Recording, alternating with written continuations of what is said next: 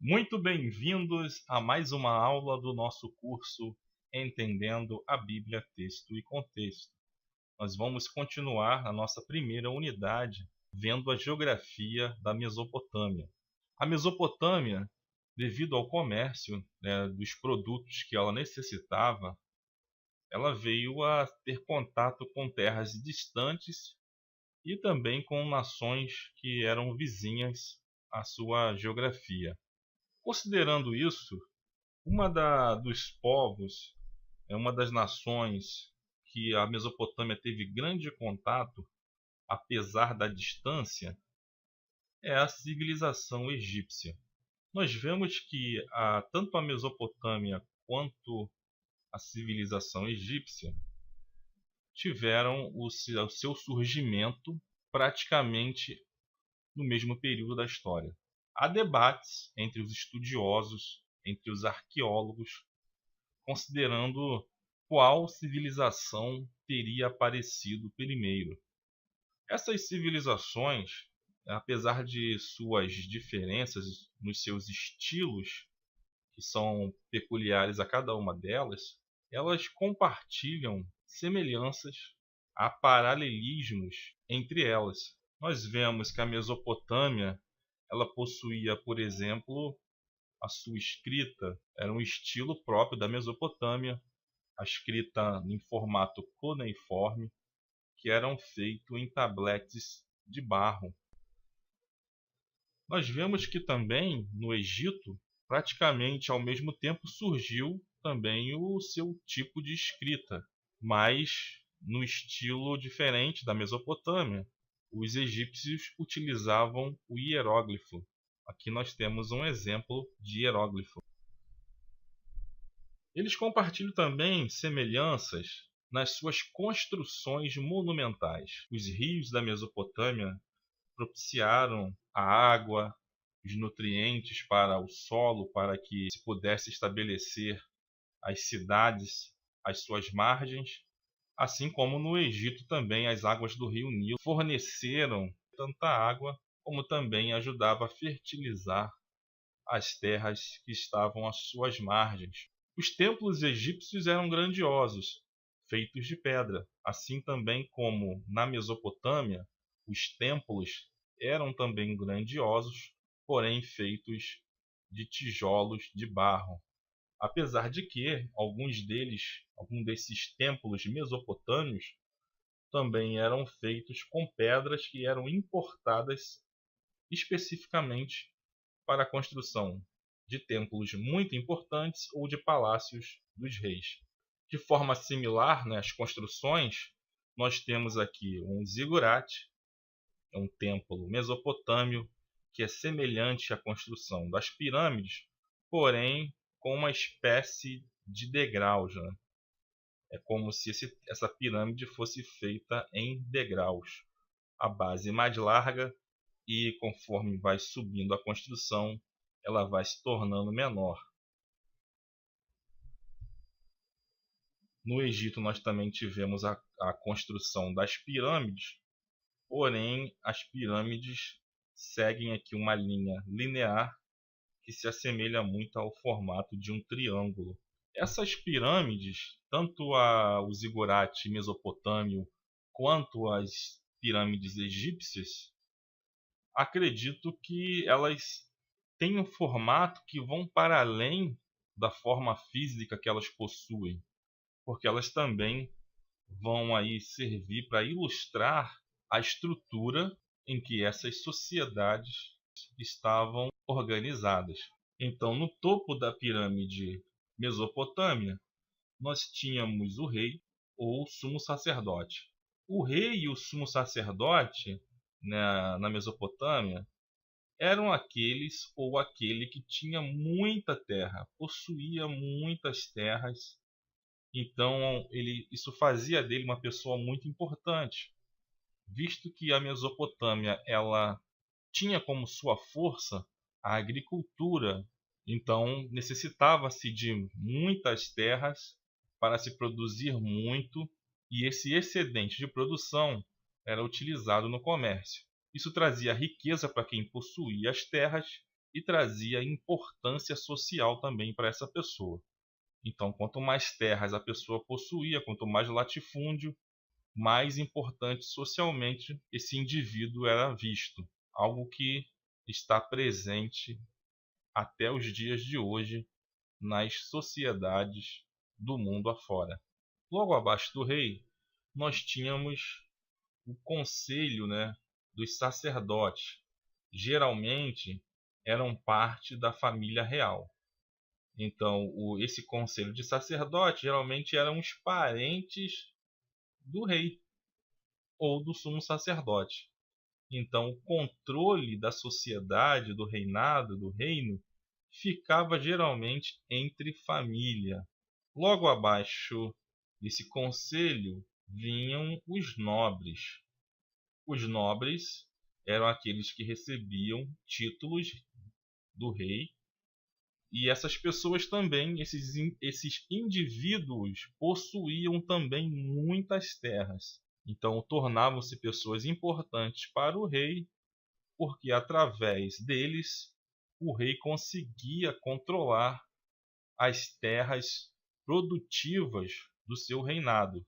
E isso trazia controle e submissão das classes inferiores. Abaixo dos nobres estavam os mercantes e os artesãos. Os mercantes eram aqueles que se lançavam no comércio, são os comerciantes da época, e os artesãos são aqueles que tinham habilidades manuais específicas, que possuíam profissões para se manter a produção. E por último, na base da pirâmide, ficavam aqueles que não possuíam nem terras nem liberdade. Eram os escravos. Essas sociedades, essas civilizações antigas, elas tinham, a sua riqueza baseadas e sustentadas na escravidão.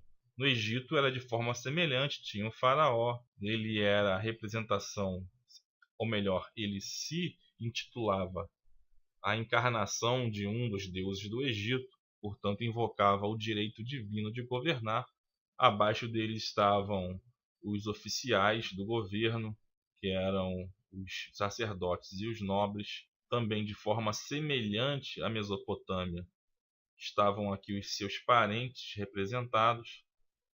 Abaixo deles estavam os soldados, o exército. Logo abaixo vinham os escribas, aqueles que tinham conhecimento da escrita, conhecimento de matemática, conhecimento de astronomia, vamos dizer assim, seriam os cientistas, os magos.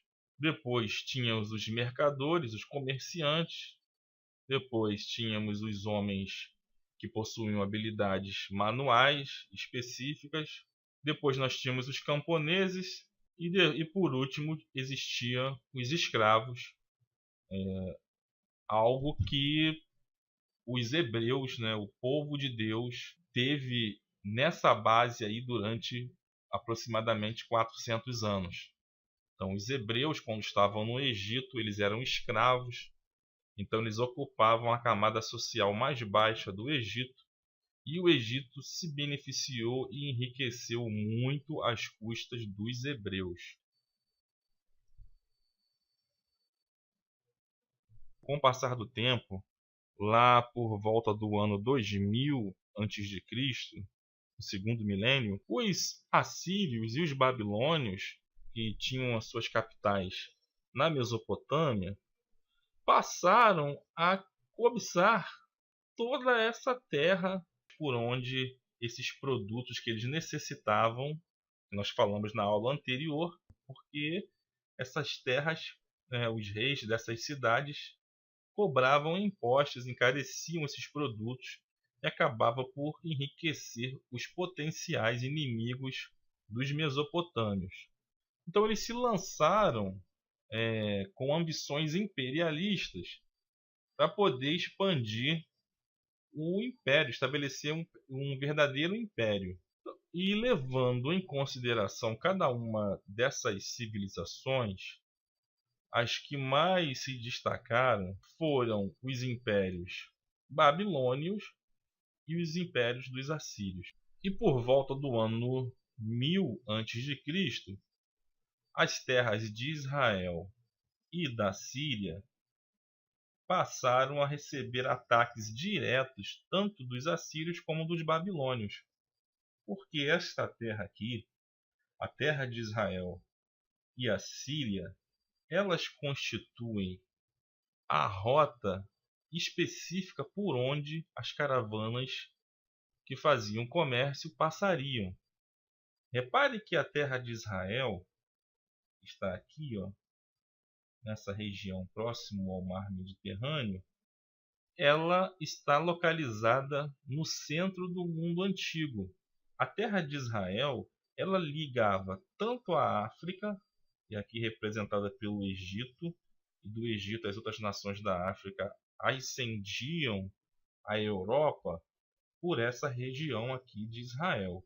As caravanas vinham por aqui, por Israel, subiam, passavam pela Síria e depois entravam na Turquia, e da Turquia se ligavam com a Europa.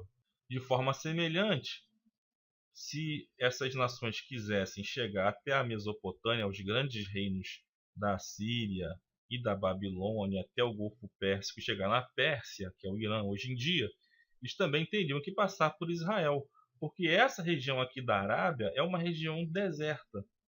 É um deserto muito quente, muito seco, muito perigoso, e eles evitavam essa região a qualquer custo, porque não havia condições de caravanas comerciais passarem por aqui.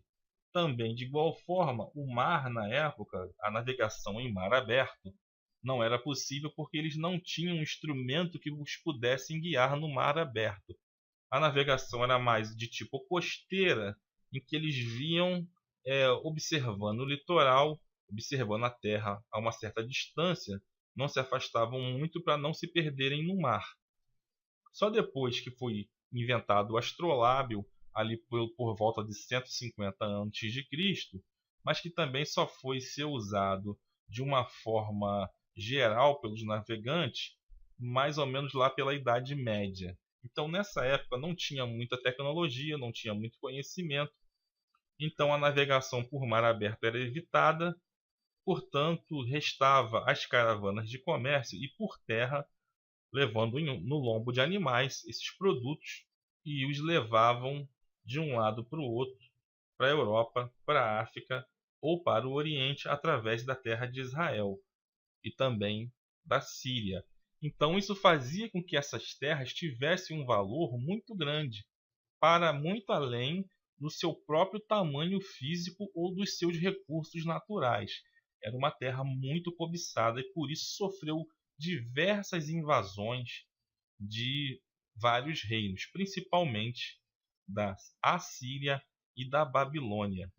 E nesse contexto da Assíria, né, da cobiça assíria por Israel, por tentar invadi-la e conquistá-la e subjugá-la, é que se dá a história do profeta Jonas, quando ele recebe uma ordem divina para trazer profecias e julgamentos sobre Nínive, que era a grande capital da Assíria naquele tempo.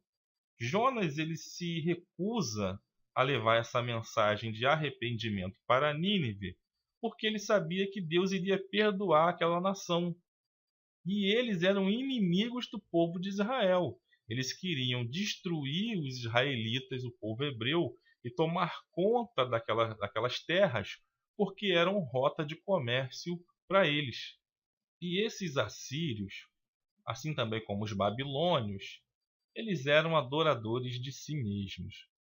Eles não hesitavam em destruir outros povos, outras nações, em escravizá-los, em barbarizá-los, se isso fosse necessário para que eles adquirissem os bens materiais que eles desejavam.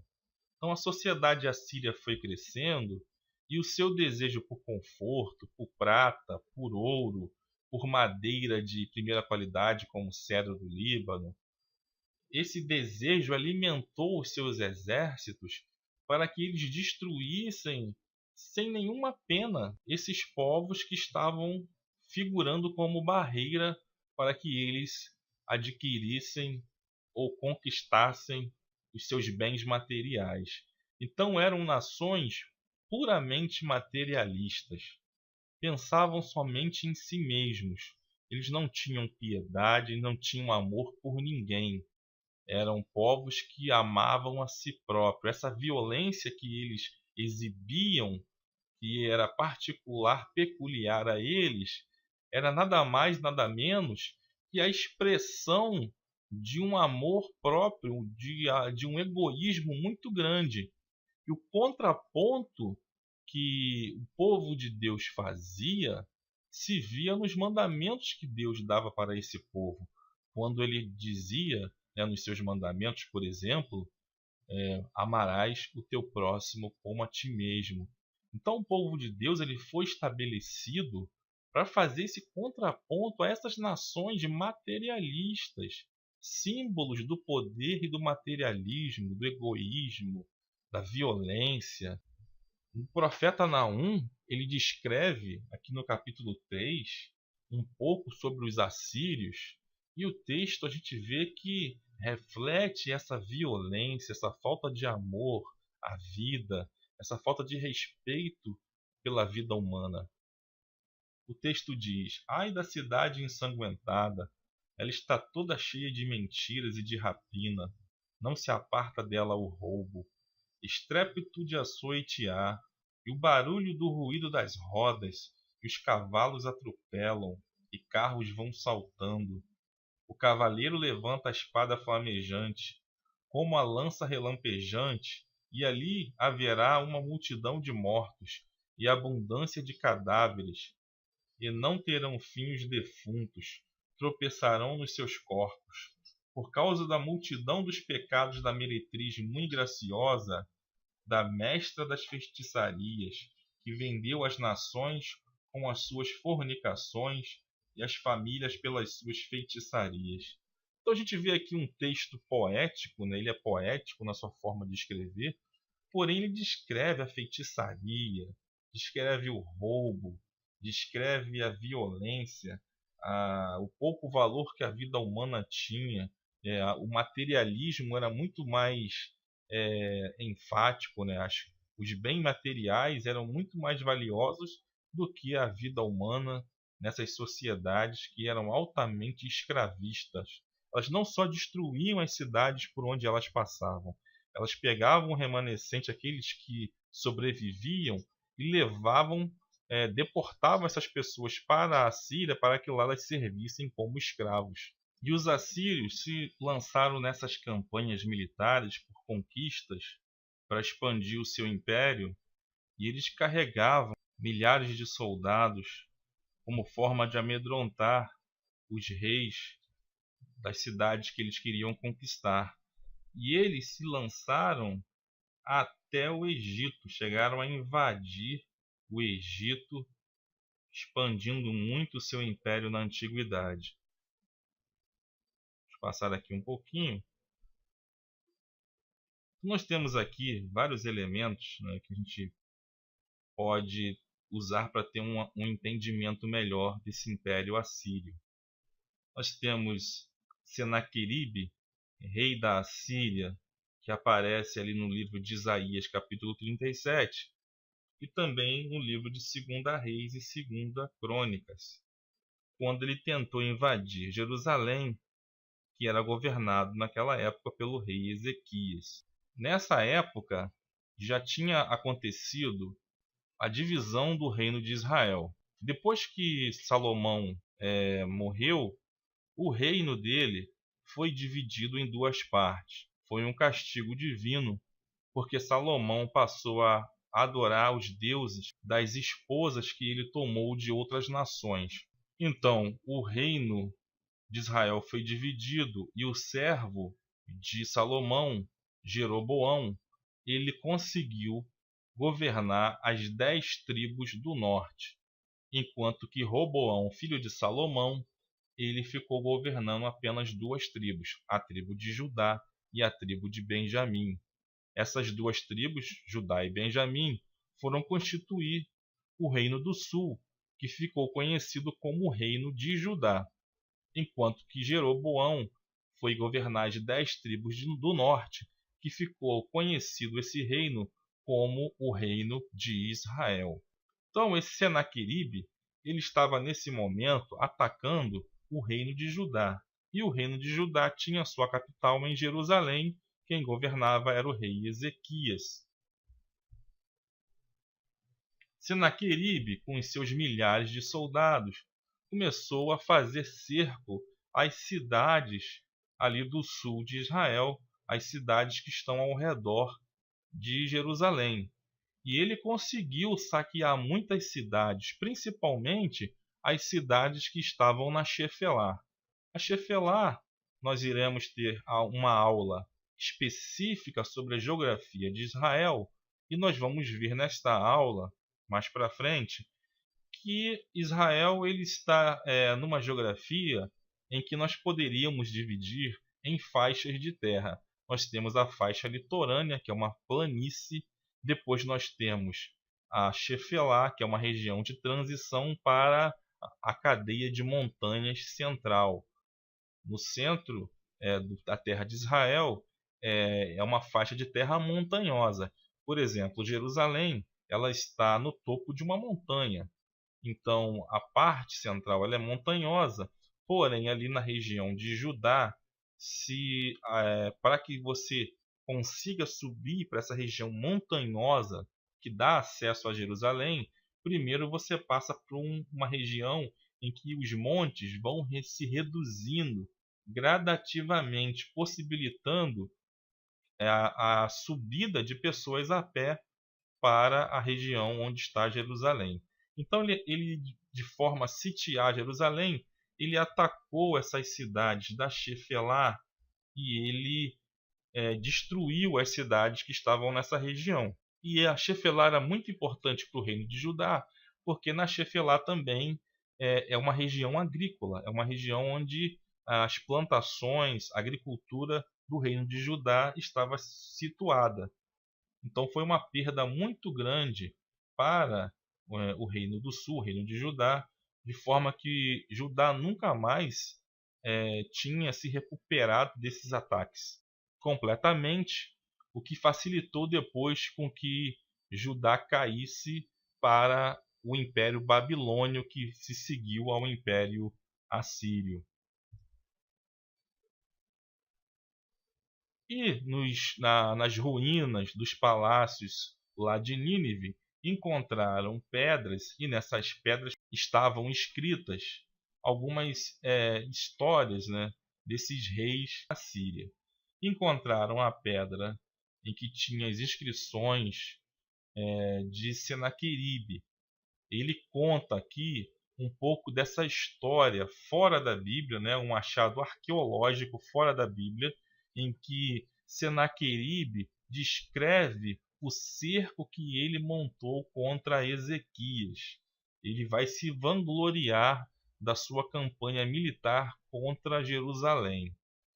Ele diz que quanto a Ezequias, o judaico, ele não se submeteu ao meu jugo. Eu montei cerco em 46 de suas cidades fortificadas e em incontáveis pequenas aldeias. A tudo conquistei usando rampas de acesso que nos colocaram perto das muralhas. Então isso aí era uma técnica antiga, né, que aparece em muitos filmes, eles colocando aquelas escadas gigantes para poder chegar nas muralhas e ultrapassar e invadir a cidade. Eu expulsei 200.150 pessoas, jovens e velhos, homens e mulheres, cavalos, mulas, jumentos, camelos, gado grande e pequeno, além da conta, e a tudo considerei como pilhagem de guerra. Então, quando eles conquistavam cidades, eles tinham essa prática, né, de tomar tudo que era valioso e repartir entre eles, principalmente entre os generais que comandavam a guerra.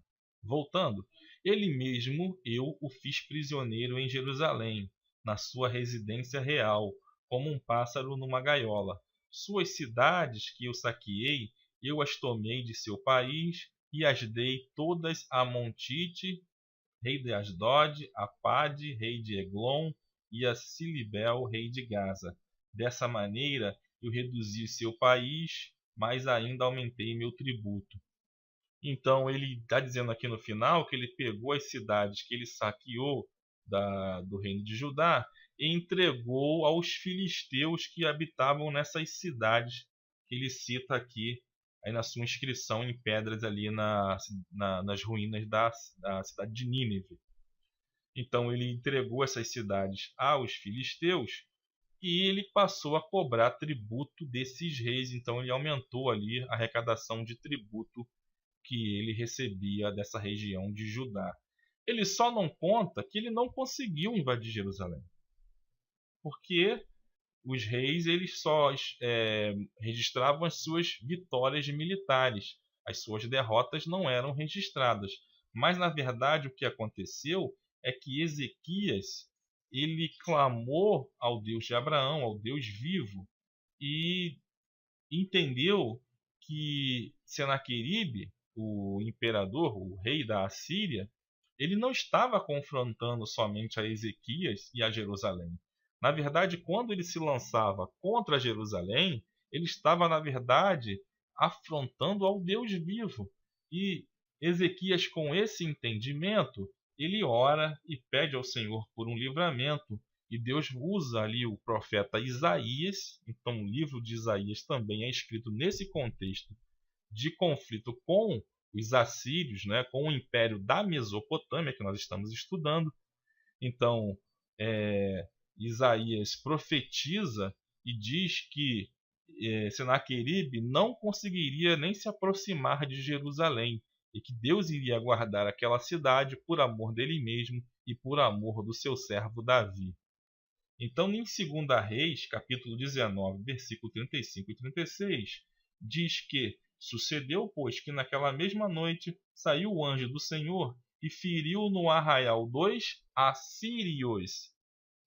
Dos assírios, né, um reino da Mesopotâmia que nós estamos estudando, e o anjo feriu a 185 mil deles, e levantando-se pela manhã cedo, eis que todos eram cadáveres. Então Senaqueribe, rei da Síria, partiu e se foi e voltou e ficou em Nínive, que era a capital do Império Assírio na época. Então os assírios, apesar de toda a violência que eles possuíam, de todas as suas estratégias militares, de todo o seu poderio bélico, eles encontraram um oponente sobrenatural. Eles tiveram contato com um Deus vivo. E apenas um anjo que Deus enviou matou 185 mil em apenas um dia. Então, eles não registram isso, né, nas suas estelas, né, naquelas pedras onde ficam registrados as vitórias dos comandantes militares e dos reis daquela época, porque eles não registravam as suas derrotas. Mas a verdade é que eles não conseguiram nem se aproximar de Jerusalém, porque Deus ainda estava com aquele povo, com o povo do reino de Judá. Porém, o reino de Judá, eles não mantiveram a sua fidelidade a Deus. Deus, que desde o Egito vinha dando livramentos, libertando o povo da escravidão, defendendo o povo dele dos seus inimigos, apesar daquela terra ser muito cobiçada por ser passagem, por ser caminho dos comércios, porém Deus protegia aquela nação, era o povo de Deus. Só que eles não deram atenção, eles achavam que estavam bem estabelecidos ali pela sua própria força, né, pelos seus próprios méritos. Só que nós sabemos que não era assim. Então, como eles se voltaram a fazer tudo aquilo que Deus condenava, tudo que aquelas nações vizinhas, pagãs, materialistas e violentas faziam, então Deus usou esses povos como castigo para o povo de Judá. E aconteceu que no ano 9º do seu reinado, no 10º mês, no 10º dia do mês, veio Nabucodonosor, rei da Babilônia, contra Jerusalém, ele e todo o seu exército. Jeremias 52, 4. Então nós vemos aqui uma transição, né, uma sucessão de reinos.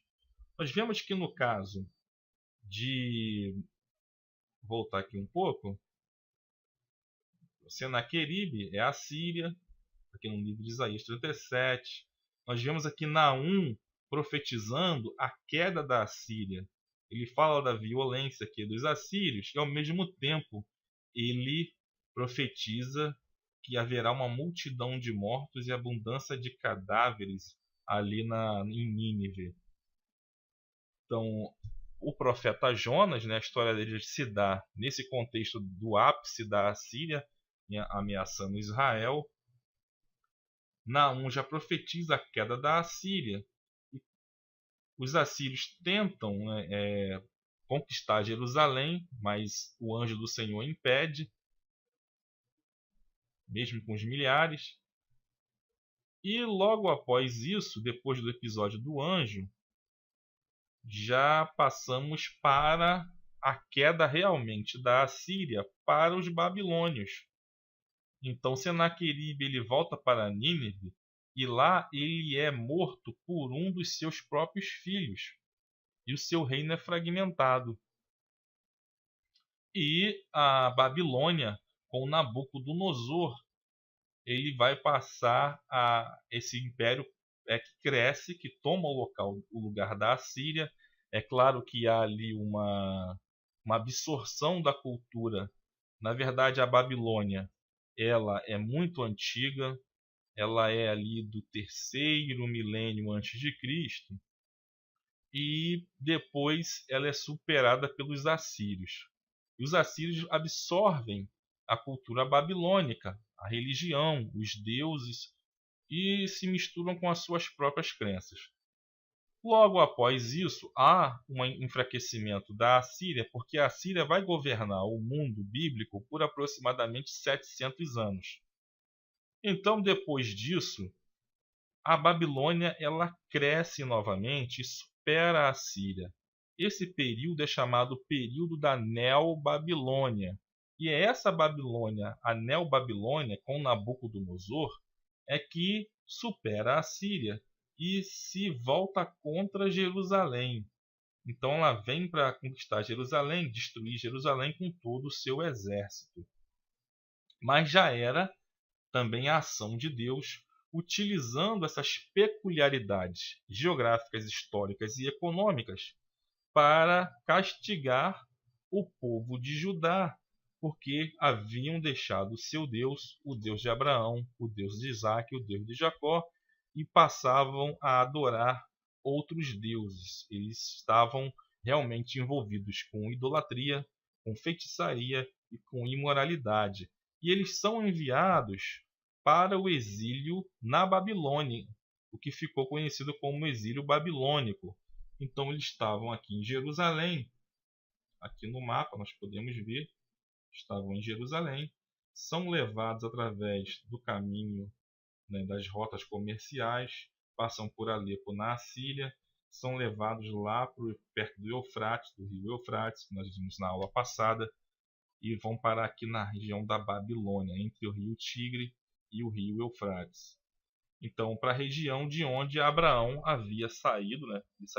Abraão estava mais ao sul quando saiu, na cidade de Ur, porém a Babilônia é próximo, aqui na região da Suméria, antiga. Então há uma regressão, né? Deus utiliza esse exílio para tratar do seu povo, e eles vão passar aproximadamente 70 anos no exílio babilônio. E é nesse contexto do exílio babilônico que vão acontecer várias histórias famosas da Bíblia, que vários livros importantes serão escritos, como os livros do profeta Jeremias, de Daniel, de Esther, de Lamentações. Então esses livros serão escritos e essas histórias vão se passar no contexto do exílio babilônico. Então é importante a gente conhecer a geografia da Babilônia, a religião, os costumes deles, para que a gente venha entender melhor essas histórias. Uma história que eu gostaria de citar, que é muito conhecida, é a de Sadraque, Mesaque e Abednego. Eles vão ser jogados aí na fornalha de fogo por se recusarem a adorar a estátua de Nabucodonosor. Mas como eles recebem ali o livramento do anjo do Senhor, até mesmo Nabucodonosor vai reconhecer a soberania do Deus de Israel. Só que a Babilônia ela teve o seu auge, né? Seu maior desenvolvimento, seu ápice com Nabucodonosor. Porém, a Babilônia, ao mesmo tempo que ela chega ao seu ápice, ela está prestes a cair. Nós vemos que com Belsazar, filho de Nabucodonosor, é que a Babilônia cai para os persas, para os medo-persas. Então a Babilônia cai no momento em que Belsazar, ele, no seu reino muito grande, grandioso, que o seu pai Nabucodonosor havia deixado para ele ali vai se engrandecer a si mesmo e ele manda trazer para um banquete os utensílios que foram capturados do templo dos judeus que havia sido destruído pelos babilônios. Então, ele traz os utensílios que os sacerdotes, que os levitas utilizavam no culto ao Deus de Israel lá no templo. E ele toma esses utensílios e utiliza nesse banquete. E esses banquetes babilônios eram altamente imorais e altamente idólatras. Então ele brinda com esses utensílios aos deuses pagãos, aos ídolos, às estátuas babilônias. E Deus fica furioso com isso, e é nesse contexto que aparecem os dedos de uma mão, escreve nas paredes as palavras Mene, Mene, Tekel, Ufarsim, e aí ele fica espantado, assombrado com isso. E somente Daniel é que poderia dar a interpretação dessas palavras, e Daniel é trazido, é honrado, e Daniel avisa que o reino dele havia chegado ao fim e que Deus daria esse reino babilônio na mão de outros. E naquela mesma noite, Belsazar ele é morto, e os reis da Pérsia e da Média é quem assume o controle da região da Babilônia e do reino babilônico. Então é nesse contexto também em que há o controle dos persas e dos medos sobre o reino babilônico, é que acontece aí a história de Daniel na cova dos leões. É feita uma armadilha, né, pelos governadores, pelos sábios que governavam a região da Pérsia, o reino persa, junto com Daniel, o rei Dario, que constitui Daniel e outros sábios para o ajudarem a governar. Então Daniel é lançado na cova dos leões por uma armadilha desses outros sábios. Então a história é muito conhecida, não preciso ficar me delongando muito nela, mas é só para a gente poder saber que é no contexto do reino persa é que Daniel acaba na cova dos leões. Então é importante a gente conhecer também como era esse reino persa para poder entender melhor a história de Daniel. Outro livro que vai ser escrito no contexto do domínio persa na região do mundo antigo bíblico é o livro de Ester. Ester, que é selecionada para se casar com o rei Assuero, que havia aí se separado da rainha Vaste, porque Vaste se recusou a entrar na presença do rei, no contexto também que ele estava dando um banquete para os príncipes do seu reino. Então ela acaba ali tendo um papel proeminente, ela salva o povo de Deus, né, os judeus, da destruição, e isso vai constituir o que ficou conhecido como Purim, e é uma festa importante para os judeus até hoje, e até os dias de hoje o Purim ele é comemorado nas terras de Israel. O Império Persa, nós temos aqui um mapa na nossa tela, foi o maior império que se tinha notícia até aquele momento na história. Ele pegou desde o norte da Índia, englobou a Média, ele englobou o Irã, que é a Pérsia, ele pegou a região do Império Assírio, do Império Babilônio, do Império Egípcio, ele pegou também a região da antiga Anatólia, que é a Turquia. Ele foi até a Grécia, ele tentou invadir a Grécia, porém eles foram debelados aí pelos gregos. Os gregos se uniram contra os persas numa liga, né, fizeram uma liga de cidades conhecida como a Liga de Delos. Eles se uniram e conseguiram debelar os persas. Tem um filme muito famoso que mostra um pouquinho dessa tentativa dos persas, com o rei Xerxes, em tentar dominar a Grécia. Aí é o filme 300, né? Um filme importante porque é um filme histórico. Ele mostra um pouco da quantidade de soldados, de lanças, de espadas, né, que os persas levavam para os seus combates. Mas vai mostrar muito bem a resistência grega, né, através dessa liga que eles fizeram, essa união. E depois os próprios gregos é que vão se vingar dos persas e tomar o reino deles. Então, ali por volta do século IV a.C., vai surgir um líder muito carismático chamado de Alexandre. E na história ele é chamado de Alexandre o Grande. E ele liderou ali uma união de exércitos entre os macedônios e os gregos. Ele, liderando esses exércitos, ele vai derrotar os persas e tomar posse do reino da mão dos persas. Ele vai tomar posse, vai tirar das mãos dos persas esse reino e vai estabelecer um reino ainda maior do que o reino persa. Então, um reino gigantesco que tomava toda a Pérsia, a Média, a Babilônia, a Síria, a Mesopotâmia toda, a Turquia, a Grécia e até o Egito, a Palestina, né, a Síria e as próprias terras de Israel vão estar sob o domínio de Alexandre e do reino grego. Alexandre, ele vai estabelecer como capital do seu reino nada mais, nada menos do que a Babilônia. Então, até mesmo no reino grego, dessa região do mundo antigo, do mundo bíblico, a Babilônia novamente ela aparece na história, porque o Alexandre, ele é conquistador, né, ele tenta helenizar esses povos.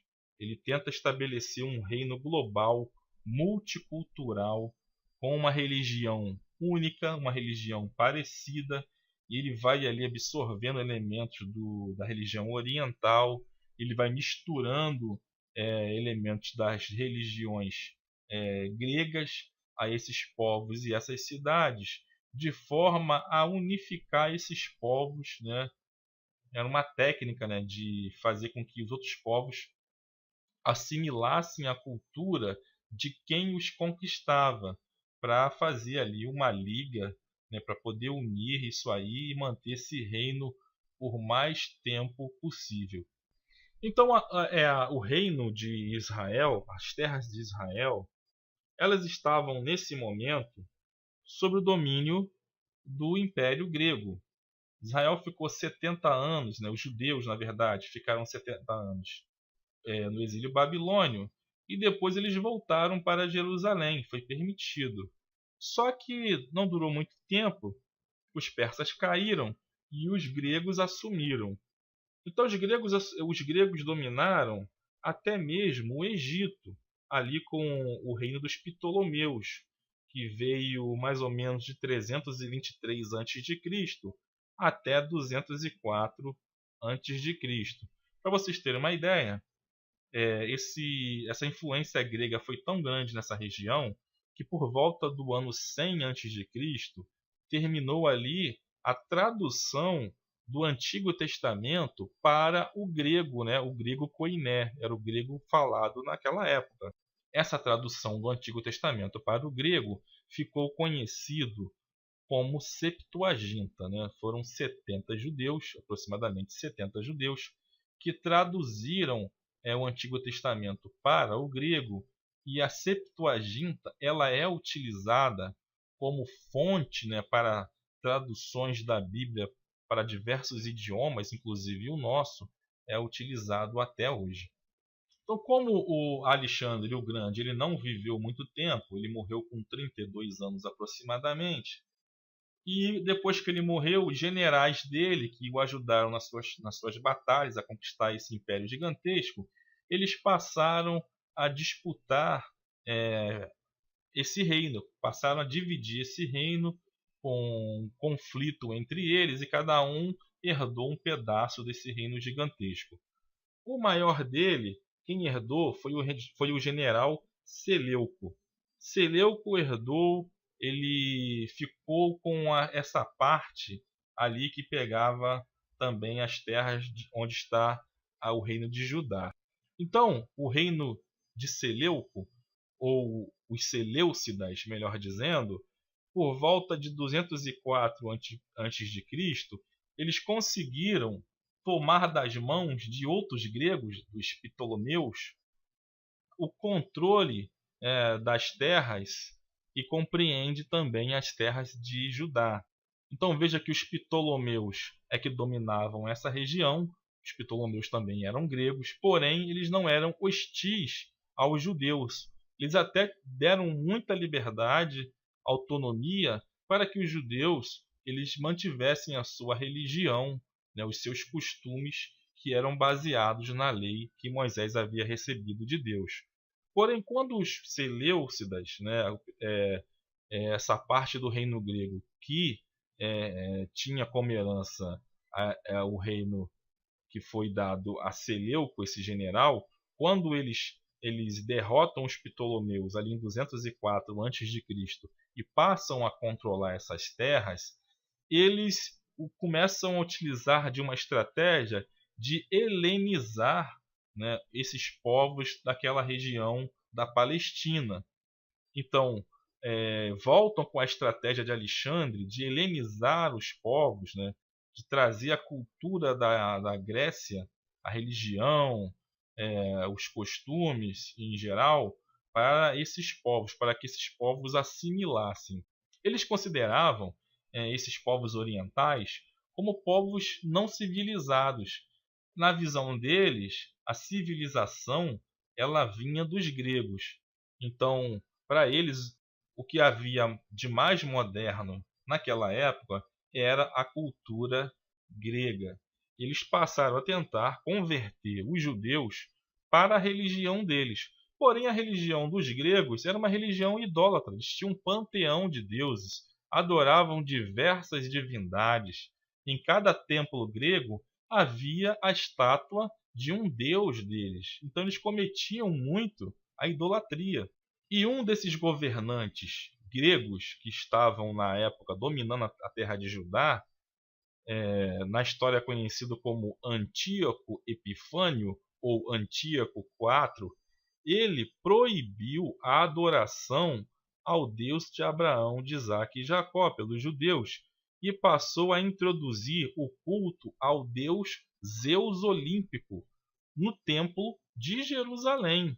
Então ele começa a tentar fazer com que os judeus cometessem esse ato de idolatria. E ele profana o templo dos judeus, o Antíoco Epifânio vai profanar o templo dos judeus. E ele estava para colocar a estátua do deus Zeus Olimpo dentro do templo dos judeus. E essa profanação do templo, ela começa a despertar resistência dos judeus. O sacerdote, né, Matatias, por exemplo, ele acaba morrendo em 166 a.C. numa resistência a essa tentativa de helenização dos judeus por parte do Antíoco Epifânio. E os judeus da época, eles se dividem, há uma divisão entre os judeus em partidos. Alguns passam a apoiar a helenização dos judeus e esse grupo cresce. É um grupo que vai aparecer no Novo Testamento, nas histórias de Jesus também. E esse grupo fica conhecido como os saduceus. Então, os saduceus, veja que eles não acreditavam em ressurreição, eles não acreditavam em anjo. É isso que as escrituras nos dizem. Por quê? Porque esse grupo era um grupo helenizado, era um grupo que tinha absorvido a cultura grega e era um grupo que apoiava os gregos. Por outro lado, uma parte da população judaica não vai apoiar os gregos nem a helenização dos povos. E esse grupo também aparece ali nas histórias do Novo Testamento. É um grupo que a princípio foi chamado de piedosos, né? Os piedosos. E em hebraico eles são chamados de perushim. E perushim, quando eles foram traduzidos para a língua latina e depois para o português, acabou se transformando na palavra fariseu. Então, o grupo dos fariseus, que aparecem ali como oponentes de Jesus no Novo Testamento, o seu início, né, o surgimento dos fariseus, foi até um surgimento honroso.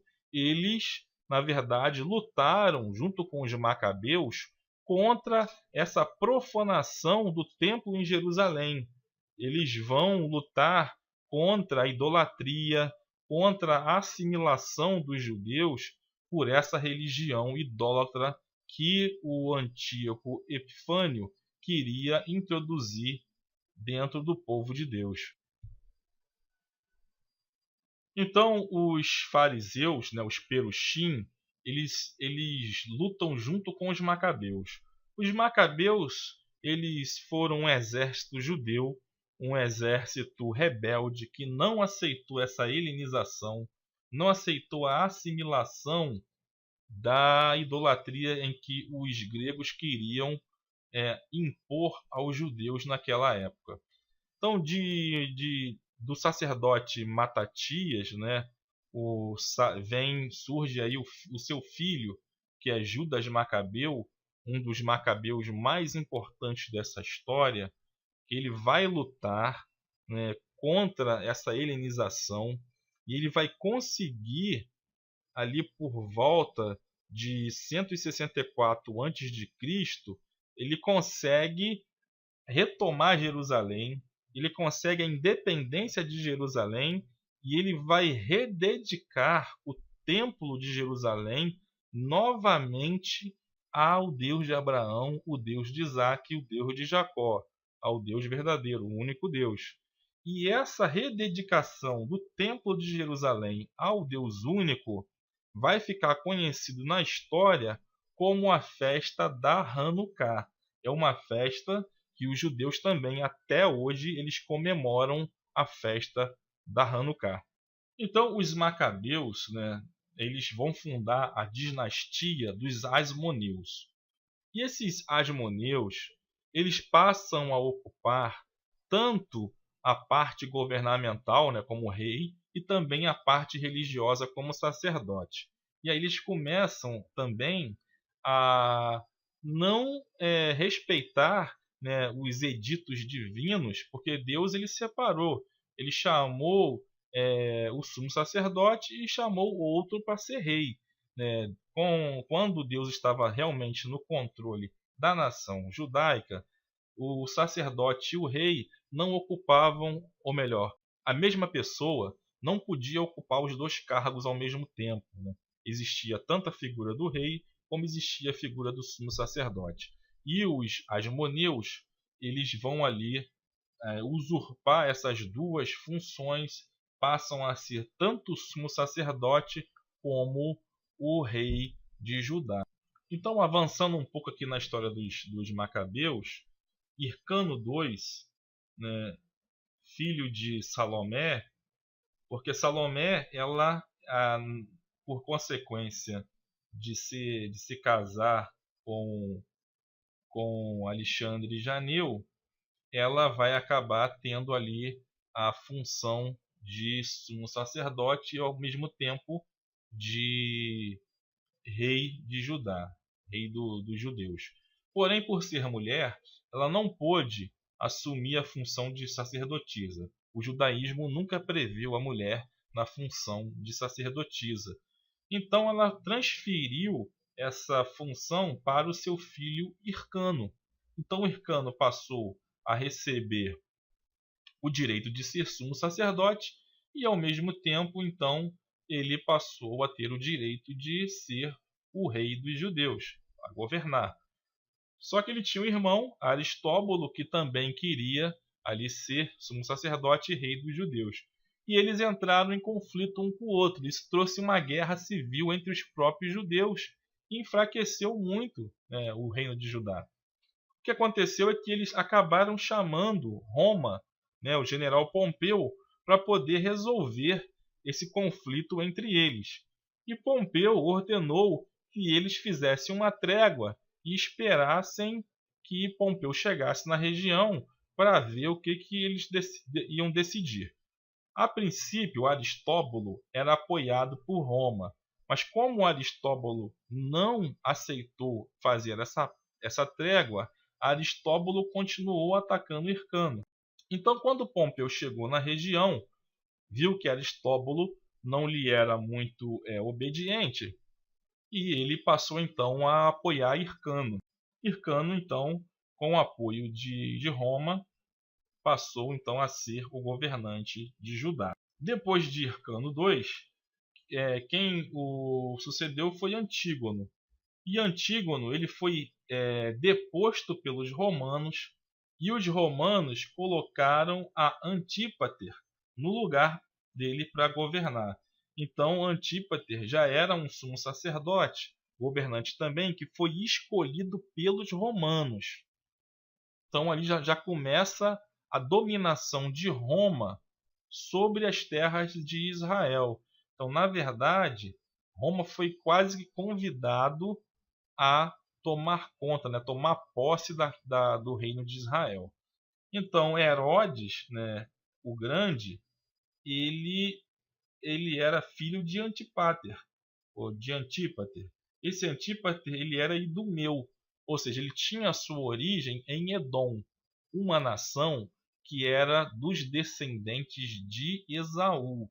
Então, Herodes o Grande, quando nós vemos ali a história dos evangelhos, nós vemos a história de Jesus, já aparece naquele cenário da história do Novo Testamento, Herodes governando a Judéia. Era o rei da Judéia. E Herodes era filho de Antípater, que foi um governante que foi instituído, colocado no poder pelos romanos. Então, quando nós lemos a história do Novo Testamento, nós já encontramos Herodes no poder, nós já encontramos o domínio de Roma. Então, é importante a gente conhecer a história, a geografia, para que a gente possa entender como é que veio a se dar essas coisas. Então, é importante também a gente ler o livro dos Macabeus. A importância está no contexto histórico, para que a gente possa entender como é que se deu essa sucessão de reis e sumos sacerdotes que já não eram mais nem indicados por Deus.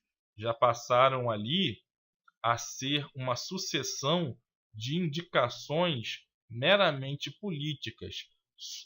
No Novo Testamento nós encontramos sumos sacerdotes que não tinham a prerrogativa de estar ali naquele momento. Eles eram indicados pelos romanos e eram ligados ao partido dos saduceus, partido que defenderam a helenização dos judeus, que defenderam os gregos, que tinham o objetivo de tornar Israel uma nação idólatra.